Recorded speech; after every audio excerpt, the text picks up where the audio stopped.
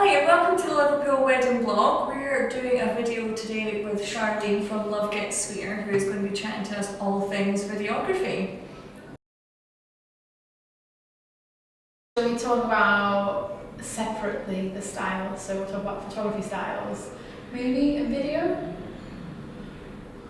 Or tracking the kind of like the equipment they use. So there's the extreme where it's documentary, and that is usually when they will have not 1 ounce of interaction with you all day. It's literally capturing as it happens, which can then obviously limit you in that if you want group shots or you want specific family members caught in a photo, even naturally, that if you're not together, you're not together, and then obviously you don't get that.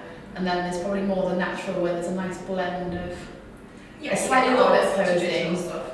So you've still got a little bit traditional, but in a more relaxed way, I guess. But then also capturing those documentary moments as well that are really nice. Yeah. And then there's full-on traditional, where I guess it's all those cake cutting and then like the sitting at the table signing register and smiling and like lit up maybe with like they'll have proper setups and stuff that they'll do, and they tend to have the same shots. So every wedding will come up the same, because they'll have the same. Yeah. So there's that. Then with like video, it's very similar that there'll be documentary style where they're just capturing it happens.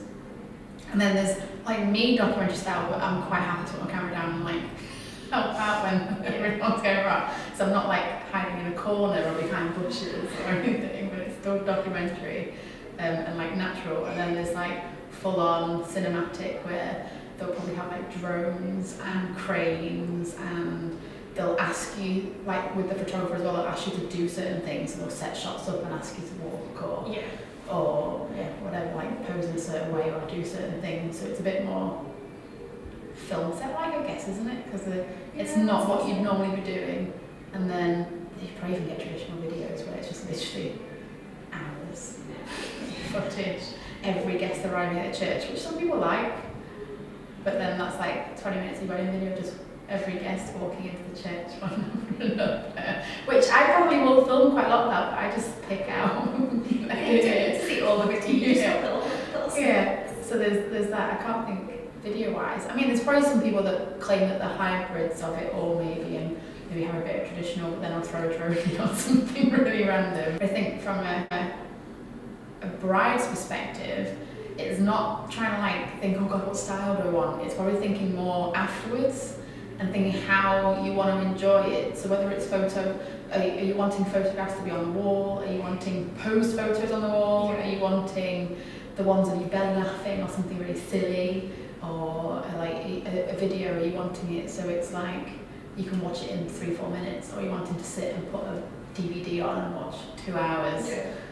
I suppose we call that style when we go to a bride, that's just sort of. Well, I imagine I don't even know. Do you just you're googling wedding photographer, wedding videography? It's quite intimidating and overwhelming trying to work out. So for me in hindsight, should have sat down and thought, right, what do I want from this, and how do I want to enjoy the wedding? So I know I edited my own video, and I didn't follow anyone else. I just literally edited how I wanted to enjoy it. So that's why I did a highlights film. I wanted something that I could literally go and show someone who'd not been there, and they'd see my whole wedding in a few minutes instead of having to like walk around and sit down. Let's put the DVD on. Here you go. Now you're stuck here for 3 hours. When I show you the ceremony, then the speeches, and everything else. It's massively important, I think, in hindsight, to make sure you're picking the right team, because they, especially with your photographer and your videographer, and if you get like a wedding coordinator, they're there all day, so they kind of got to get on. Yeah, she spends a lot of time with them, and they'll spend a lot of time together as well. Yeah. So you don't want to be dealing with dramas between suppliers. No. And sometimes you might only see it on a day, but it can feel uncomfortable. Like there's been times where I've turned up in the morning to start filming, and the photographer is quite hostile towards me as a videographer, so they've not worked with me before. And it's since then I kind of email before the day and be like, hi, to make sure they're not like, God, another videographer, Jesus. And I think it's really important, because then that work relationship is then a positive one from the get-go, because you don't want to turn up to a wedding and feel like someone hates you and they've not even worked with you before.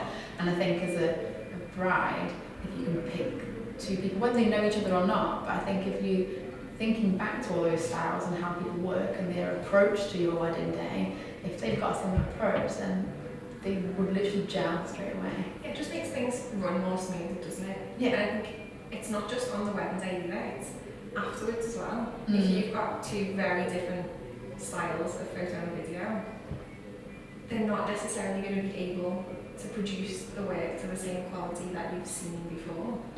If they're sort of fighting with each other for time or for ways that they do things. Yeah, well, yeah, so for the time, a good example of that is like if, say, someone booked you, but then booked like a really cinematic videographer, and then they wanted to like spend 20 minutes with a couple to do like shots of them walking through the gardens, and then it was kind of interfering with your time, then are the couple going to get fed up because then they've got to allow 40 minutes for a couple time away from the guests, or you both end up not getting the footage you want because you didn't have the time, you know what I mean? That's not factored in, so I think there's always a lot of conflict with that.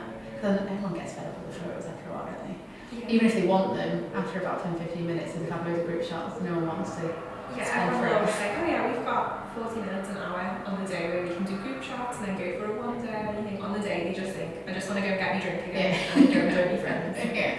So So it's like, I've had a couple of photos, that's fun. yeah, so I think if you're definitely that person that wants to enjoy the wedding day, you need to pick someone that works quickly and is experienced and is more natural, and that they can get kind of like 5 group shots and take you out 10 minutes and they've got beautiful pictures and don't need to be like, oh, let's do this shot, oh, let's do this shot, because it's not their wedding day, it's everyone else. Yeah. So I think that can be something that you don't think about. I know I didn't think about at all. I just picked people that I found on Google.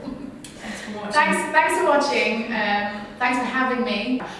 But do hang around. I think you can follow us and follow obviously Bridal Reloved and Lucy Hannah and Love Gets Sweeter.